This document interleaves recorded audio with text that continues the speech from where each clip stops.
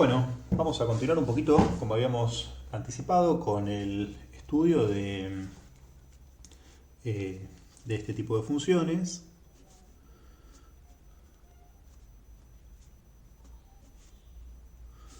Habíamos visto que hasta el momento que tenían una forma muy parecida a las de máxima planicidad, nada más que habíamos introducido una nueva función de aproximación, que en este caso iban a ser, le vamos a llamar c sub n al cuadrado, y ahí vamos a indicar que es una función de omega, que va a ser un polinomio, que va a ser función de omega. ¿Sí? Eh, En el video anterior ya hablamos un poquito de cómo hallar C sub n, habíamos encontrado una forma recursiva, y en este video vamos a analizar un poquito digamos, por tener una idea de la aproximación que hace el módulo de este filtro, versión Chebyshev, y cómo se aproxima al brick wall, ¿sí? Si justamente eh, tiene una forma parecida o tiene alguna similitud con lo que ya conocemos de máxima planicidad, o directamente es otra historia. Entonces, simplifiquemos un poquito la notación acá y vamos a hablar de que vamos a ver cómo se aproxima este módulo al cuadrado, ¿sí? En la zona que más nos interesa hasta ahora, que es la única que hasta ahora analizamos, que es la banda de paso, ¿sí? La banda de paso, recordemos que está confinada hasta la omega normalizada, ¿sí? De pulsación angular 1, y habíamos dicho que esto iba a estar confinado en una región, ¿sí? Que la amplío un poquito por comodidad, para que la analicemos un poco más en detalle, lo que va a pasar en esta región, ¿sí? Sí, no sé si llegará a ver bien ahí, yo no la estoy viendo bien en la pantalla, pero espero que ustedes la puedan ver, que acá hay una región que está confinada. Vamos a ver en qué valores está confinado. Ya habíamos hecho un pequeño análisis antes. Bueno, recordemos que C sub n de omega era epsilon por, en su versión más simplificada, trigonométrica de la banda de paso, era coseno, ¿sí?, de n por arco coseno de omega, ¿sí? Vamos a trabajar con esta expresión, que es un poquito más fácil de seguir que la versión trigonométrica, que era más general, digamos, y que para hablar de generalidad nos serviría para todo omega, para omega igual incluso mayor a 1. Pero si vamos a analizar lo que sucede en la banda de paso, bueno, con esta nos es suficiente, es igual de correcta. Muy bien, entonces lo primero que vamos a decir es que justamente esta función, 1 sobre 1 más cn al cuadrado, es decir, el cuadrado de todo esto que vemos acá, va a estar acotado, lógicamente, y vamos a ver que va a valer para el caso donde cn tenga un valor mínimo, es decir, un 0, ¿sí?, va a valer 1, ¿sí?, va a tener una cota superior, y cuando cn tenga un valor máximo va a ser algo menos que eso, ¿sí?, algo menos que eso. Y vamos a ver que ese algo menos que eso es 1 sobre 1 más epsilon al cuadrado, dado que justamente el coseno iba a estar limitado, ¿sí?, entre justamente un valor mínimo que va a ser 0, recordemos que está elevado al cuadrado, y un valor máximo que va a ser 1. ¿Sí? Por lo tanto, esta región queda absolutamente confinada con estas esquinas. Entonces, vamos a ver un poco en los extremos, ¿sí?, en los límites de este confinamiento, vamos a ver cómo se comporta. Entonces empezamos por ver para omega igual a 0. Es decir, para omega igual a 0, ¿sí?, podemos ver que justamente el arco coseno de 0, ¿sí?, va a estar dado, eh, el arco coseno de 0 va a estar dado para múltiplos, ¿sí?, múltiplos de pi sobre 2, ¿correcto? Es equivalente a pi sobre 2, ¿sí? Es equivalente a pi sobre 2. Por lo tanto, lo que tenemos es que justamente después tenemos que analizar coseno de n por pi sobre 2. Ahora sí, vamos a analizar justamente la dependencia de n, ¿sí?, del orden. ¿Por qué? Porque coseno de pi sobre 2 es 0, coseno de 1 por pi sobre 2 sería 0, coseno de 0 por pi sobre 2, 0 no tiene mucho sentido, pero 1 por pi sobre 2 vemos que justamente esto vale pi sobre 2, coseno de pi sobre 2 es 0, ¿sí? es 0, por lo tanto, si esto es 0, vamos al valor mínimo que toma este término, y por lo tanto esto va a ser 1 sobre 1, es decir, que para coseno de n igual a 1, esta función va a estar en este punto. Para coseno de n igual a 2, esto va a ser 2, esto va a ser pi, coseno de pi va a ser igual a menos 1 al cuadrado es 1, y ahora bajamos a este punto, ¿sí? Es decir, para coseno igual a 2, paso a estar en este punto. Para coseno igual a 3 medios de pi, estamos de nuevo en 0, por lo tanto, volvemos a este punto y así vamos a ir alternando, fíjense, entre par e impar, entre 1 y 1 sobre 1 más epsilon. Por lo tanto, podemos decir que para el caso omega igual a 0, para n impar, se corresponde un valor unitario, y para n par se corresponde 1 sobre 1 más epsilon cuadrado, ¿sí? Que sería este punto. Es decir, lo que podemos ver es que vamos a tener distintos puntos de arranque dependiendo de la paridad del orden de la función. De la misma forma podemos analizar el otro extremo, ¿sí? Omega igual a 1. Para omega igual a 1 vemos que el arco coseno de 1, ¿sí? El arco coseno de 1, en este caso, el arco coseno de 1 va a ser 0, ¿sí? Va a ser 0. Es decir, 0 me da 1, ¿sí? 0 me da 1. Y 0, y en realidad me lo va a dar, digamos, múltiplos enteros de 2pi, ¿sí? Es decir, que coseno de n por k por 2pi, para k igual a 0, 1, 2, 3, ¿sí? Esto es igual de general. Y fíjense que tener n por k por 2, ¿sí? Me asegura que esto sí o sí siempre va a ser un número par, ¿sí? Por lo tanto, siempre va a ser un número entero de vueltas, y un múltiplo, esto por lo tanto podemos determinar que esto siempre va a ser un número par de vueltas, por lo tanto siempre voy a estar en un múltiplo entero de 2pi, ¿sí? Por lo tanto, un múltiplo entero de 2pi para el coseno siempre me va a dar 1, ¿sí? Siempre me va a dar 1, es decir, esto siempre es igual a 1 para todo n, ¿correcto? Es decir, independientemente del n, esto siempre da 1. Si da 1, siempre estamos en el lugar máximo, es decir, siempre estamos en este punto. ¿Ok? Por lo tanto, vemos que este punto alterna dependiendo de la paridad, del tipo de paridad que tiene el orden del polinomio, y este punto siempre es el mismo independientemente. Ahora habrá que ver qué pasa por acá en el medio. ¿Sí? Habrá que ver qué pasa por acá en el medio. Bueno, para analizar lo que pasa en el medio, bueno, basta con ver un poco la variación. Fíjense que la variación siempre vamos a ir con omega, ¿sí? Omega, que va a ir desde 0 hasta 1, ¿sí? De 0 a 1, y si quieren podemos pensar en una variación lineal, es decir, una función para ver omega en función de omega, una tontería, ¿no? Pero que ayuda a pensar un poquito. Vamos a ver una recta de 45 grados, pero si vemos ahora la función arcoseno, que es la primera que tenemos que ver como transformación, es decir, pasar de 0 a 1, ¿sí? Implica que en 0 vamos a estar en pi sobre 2, ¿sí? En pi sobre 2, para llegar a 1, ¿sí? La función arcoseno para 1, vale 0, ¿sí? Es decir, cuando llegamos el arco cuyo coseno es unitario es 0 necesariamente. Por lo tanto, la variación que tenemos acá va a ser decreciente, ¿sí? Y la única modificación que vamos a tener acá es la escala. Es decir, vamos a tener una especie, es decir, a medida que vayamos subiendo en frecuencia, vamos a tener este argumento, va a tener una variación decreciente y escalada, ¿sí? Que después vamos a pasar por una función coseno, ¿sí? Si después vamos a pasar por una función coseno, donde coseno de n por lo anterior, que lo podemos llamar i.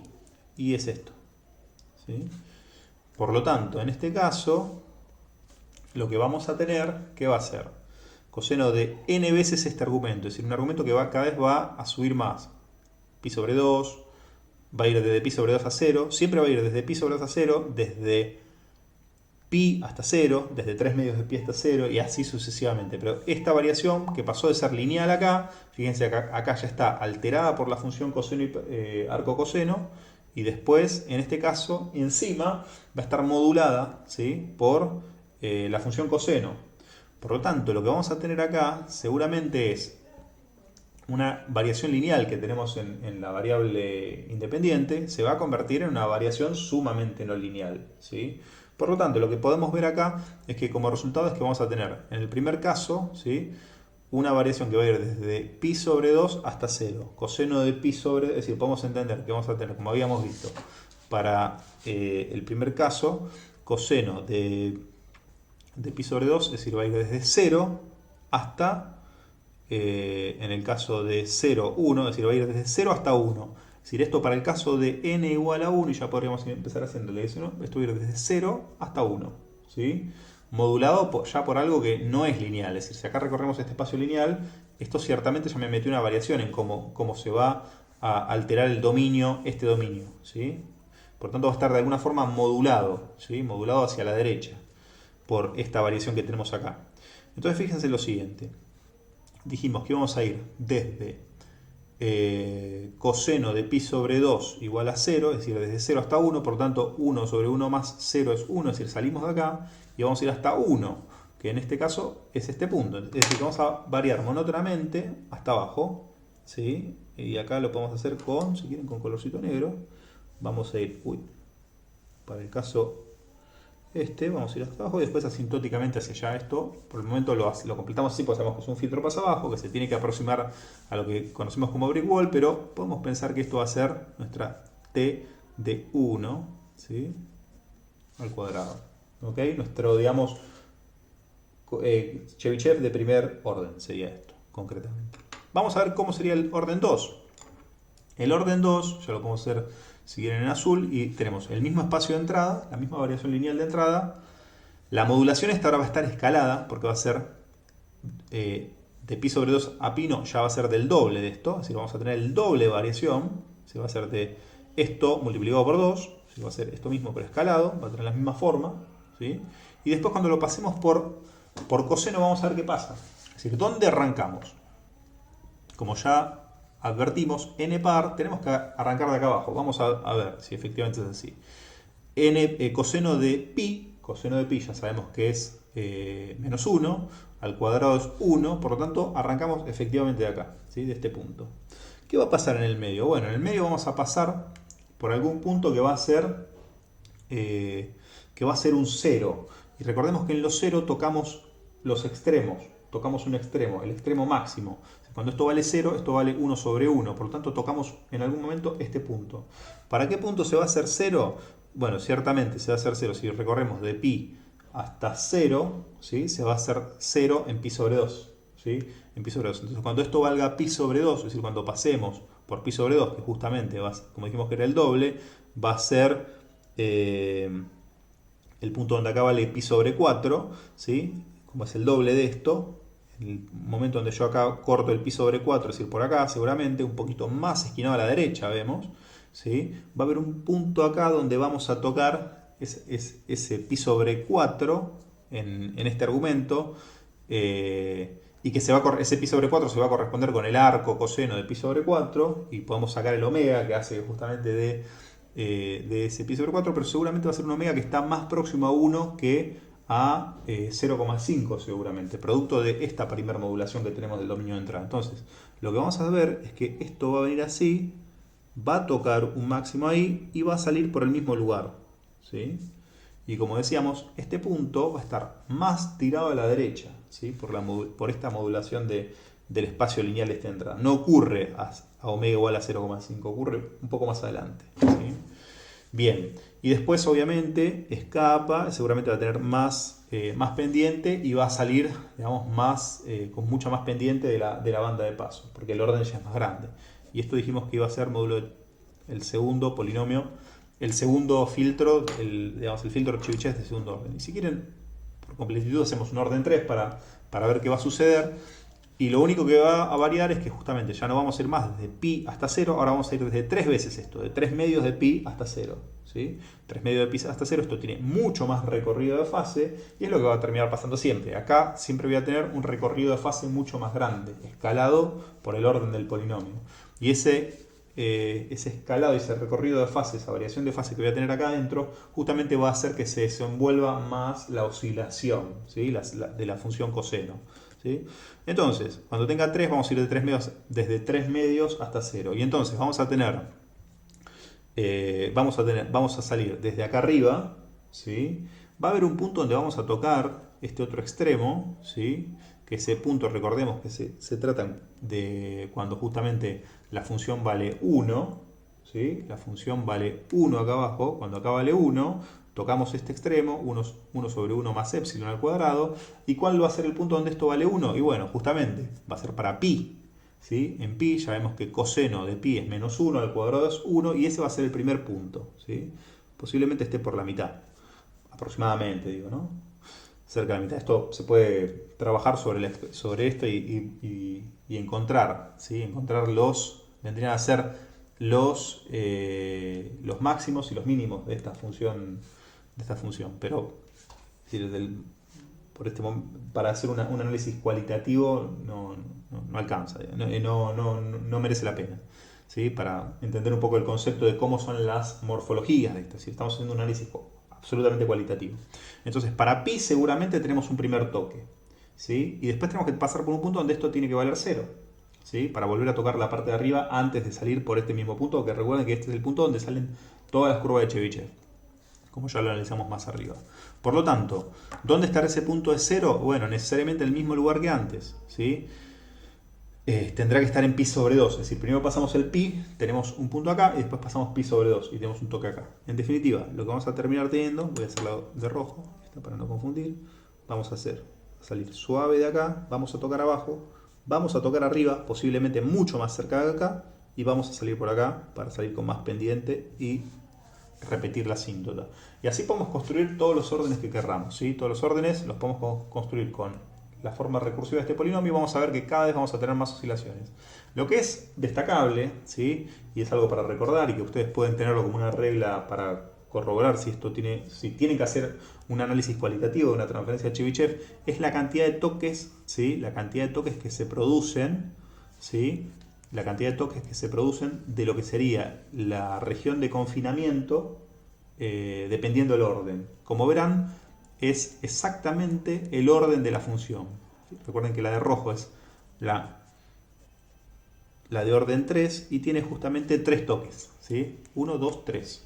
La de orden 1 tiene un solo toque, ¿sí? En negro, ¿sí? Un solo toque, ¿sí? Del área de confinamiento y después se escapa, sin contar obviamente el punto de escape. Y la de 2, dos toques, 1 y 2. ¿Sí? 1 y 2. ¿Sí? La del negro tiene solamente 1. ¿Ok?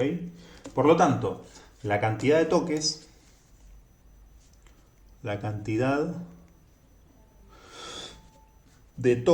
lo pongo entre comillas porque no es un término muy académico, de la región de confinamiento es igual a n. ¿Sí? Entonces, observaciones interesantes de cómo van a ser las respuestas de módulo son, podemos resumirlo en las siguientes, ¿no? Los puntos de salida de la función van a ser alternantes dependiendo la paridad de n. ¿Sí? Ya vimos que para n impares salimos de acá arriba y para n pares salimos de acá abajo. ¿Sí? Luego, para todo n siempre salimos de la banda de paso por este punto. Siempre independientemente del n. Salimos siempre por este punto. Y lo otro que podemos decir es que la cantidad de toques, ¿sí?, en la región de confinamiento va a ser igual a n. Esto es muy útil porque si a mí me dicen un n5, por ejemplo, para hacer un ejemplo tal vez con alguna un poco diferente de esto que venimos haciendo hasta ahora, lo podemos construir fácilmente. Lo único que tenemos que hacer, ¿sí?, es identificar el área, ¿sí?, la región que va a estar acotada mi función en la banda de paso, ¿sí?, y recordar un poco las propiedades. N5 es impar, por lo tanto, sí o sí voy a salir de acá arriba. Voy a tener 5 toques. Conviene siempre empezar a graficarlos desde acá. Ya tengo un toque acá arriba, ¿sí? Entonces, 1, 2. Y la modulación siempre está esquinada hacia la derecha. Recuerden que esto que tenemos acá, este primer argumento que convierte la región lineal a través de un arco coseno, ¿sí? Me convierte y me tira todo, me hace una variación mucho más rápida a derecha que a izquierda, ¿sí? Recuerden que esta tiene mucho menos pendiente a izquierda que a derecha, por lo tanto me comprime este espacio lineal más a la derecha. Es decir, que la mayor parte del desenvolvimiento de fase va a estar más tirado a la zona derecha, es decir, más próximo a 1 que a 0. Por tanto, es más conveniente marcar a derecha los toques. Entonces, un análisis cualitativo lo podemos hacer perfectamente de esta forma. Entonces, decimos, primer toque, ya tenemos un toque acá. Tenemos que hacer 4 más, porque acá ya tenemos uno. Un toque, 2 toques, 3 toques, 4 toques. Y ya podemos perfectamente tener una aproximación de cómo va a ser un Chebyshev. Bueno, acá me va a salir mal el dibujito, pero perfectamente podemos hacer una forma aproximada de esta manera. Y fíjense cómo la transferencia parece esquinarse a derecha, ¿sí? Esto perfectamente tiene bastante sentido de ser un Chebyshev de orden 5 y lo hago absolutamente cualitativo. No tengo idea en qué omegas sucede exactamente esto. Se pueden con un poquito de álgebra se pueden calcular, ¿sí? Justamente hay que igualar esta función a 0 y a 1, ver los extremos y ya o esta en concreto a 0 y a 1. Hay que ver en 0 y 1 porque es el cuadrado de esta la que define los toques. Por lo tanto, a 0 y a 1 son las que realmente importan. 0 y 1 menos 1 en realidad. Menos 1, recuerden que va a estar hablando de este lugar geométrico y 0 va a estar hablando de este lugar geométrico, ¿sí? Por lo tanto, lo que nos interesa saber es los argumentos que hacen que nos llevan a 0 o a menos 1 y a 1. Bien, entonces esto es una forma que tienen ustedes de poder dibujar una transferencia, anticiparse a lo que les tiene que dar y estar bastante seguros de lo que van a obtener. Obviamente que esto es asintótico acá y se va a 0 asintótico en la banda de detenimiento. De esto vamos a ver un poquito más adelante cuando hagamos alguna simulación para ver bien cómo quedan estas funciones y poder hacer alguna comparación con lo que ya conocemos de máxima planicidad. Pero por lo pronto, esto es para tener una idea de cómo se ve la función transferencia de módulo de la función Chebyshev.